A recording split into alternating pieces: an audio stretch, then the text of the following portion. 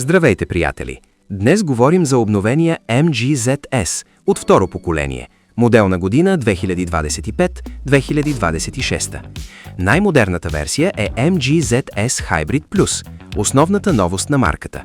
Кросоверът получи изцяло нов дизайн в стила на MG3 и MG HS, с широка предна решетка, тесни LED фарове и модерни задни светлини.